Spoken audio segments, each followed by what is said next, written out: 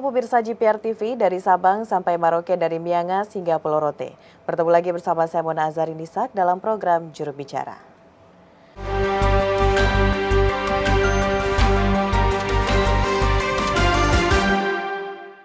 Pemirsa, beberapa hari lagi, tepatnya pada 9 Februari 2023, kita akan melaksanakan peringatan dari Hari Pers Nasional 2023.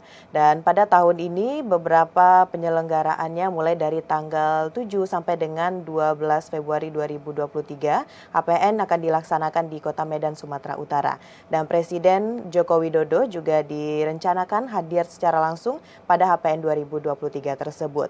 Mengusung tema pada tahun ini, Pers Merdeka, Demokrasi Bermartabat. Lantas pemirsa, bagaimana saat ini keberadaan atau kebebasan dari pers yang ada di Indonesia ini dan bagaimana juga kontribusi atau peran dari pemerintah, kita akan bahas dalam program Juru Bicara. Saat ini saya sudah terhubung langsung dengan Dirjen IKP Kementerian Komunikasi dan Informatika Republik Indonesia, Bapak Usman Kansong. Selamat malam Pak Dirjen. Selamat malam Mona. Salam sehat Pak. Salam sehat selalu. Baik, Pak Dirjen, sebentar lagi akan adanya pelaksanaan dari HPN 2023. Nah, sebelum kita bahas bagaimana persiapan kegiatan tersebut, di sini kita ingin mengetahui dulu Pak Dirjen, bagaimana saat ini peran dari pemerintah terhadap menjaga kebebasan pers ini, Pak? Ya, baik. Tadi seperti disebutkan bahwa tema Hari Pers Nasional 2023 atau HPN 2023 adalah Pers Merdeka, Demokrasi Bermartabat, atau kadang-kadang ada juga yang menyebut Pers Bebas, Demokrasi Bermartabat. Tema ini sejalan dengan ideologi yang dianut oleh negara kita, yaitu ideologi demokrasi dan ideologi kebebasan pers.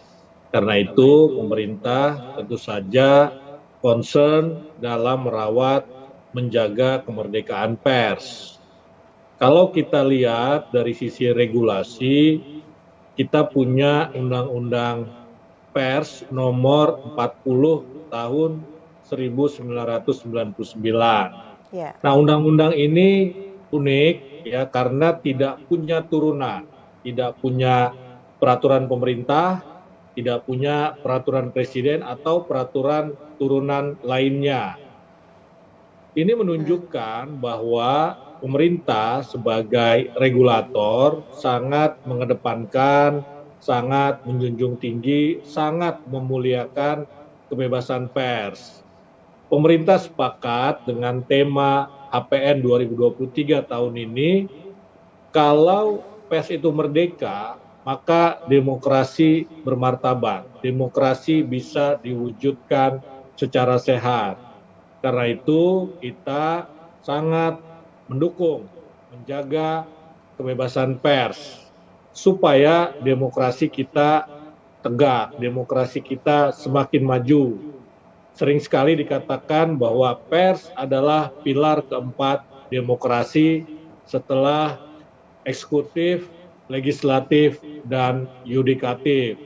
Karena itu pers bisa berperan dalam merawat demokrasi, menegakkan demokrasi, memajukan demokrasi kalau dia atau kalau pers itu bebas, kalau pers itu merdeka.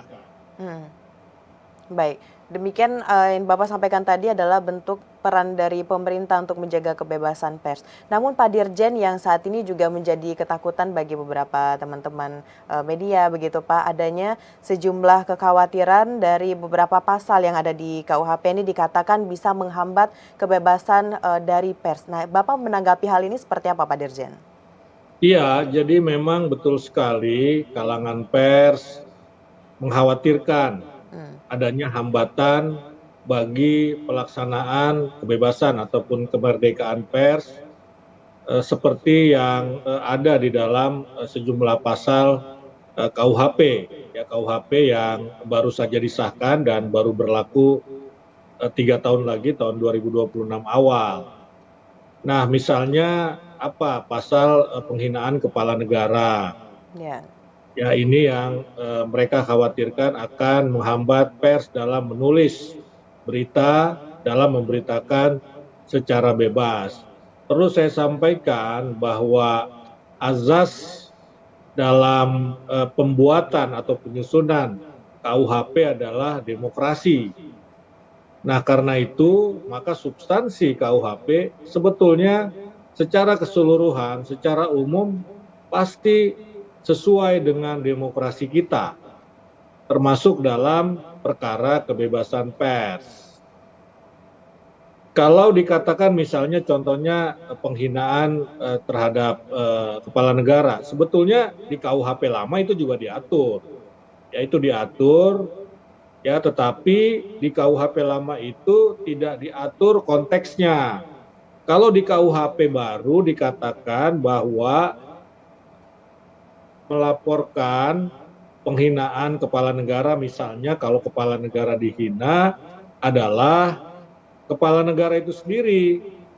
Jadi tidak boleh pendukungnya, tidak boleh yang lainnya.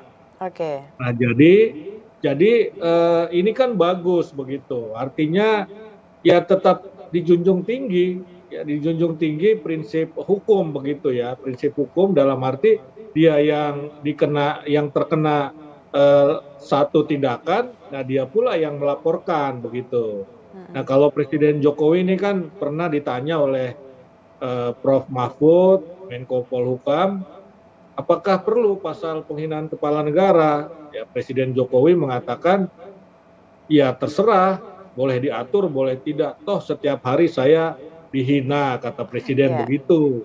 Dan yang lain lagi juga ini kan baru berlaku 2026.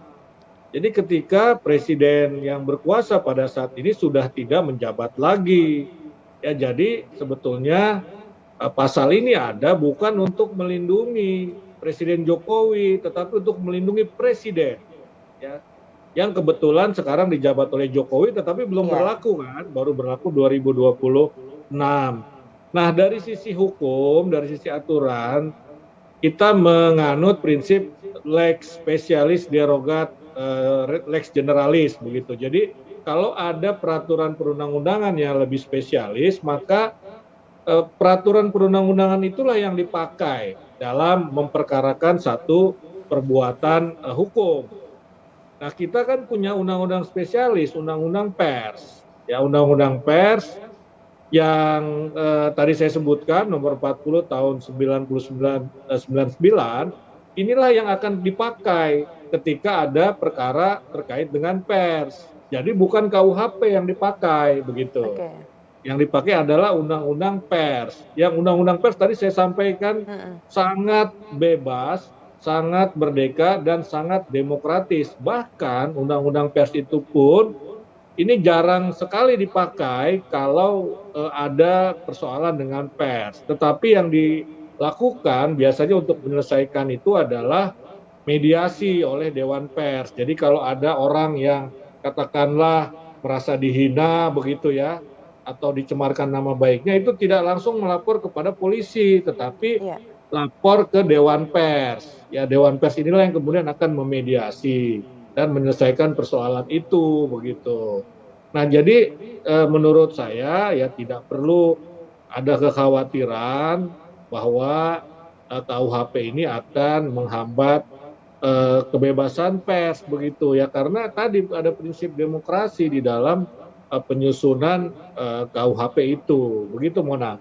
Baik, tidak perlu ada kekhawatiran karena undang-undang juga telah mengatur sedemikian rupa agar teman-teman pers ini bisa mengeluarkan pendapatnya secara maksimal. Iya, dan kritik berbeda dengan menghina kan? Iya, benar. Ya, ujaran kebencian berbeda dengan kritik begitu. Ya, saya kira ini tahulah apa para penegak hukum paham mana kritik, mana bukan kritik begitu, mana kritik, mana hina begitu, penghinaan. Baik Pak Dirjen, setelah jeda kita akan lanjutkan lagi pembahasan mengenai bagaimana pers saat ini di Indonesia, namun kita akan jeda pariwara sejenak Pak Dirjen, pemirsa tetap di Juru Bicara.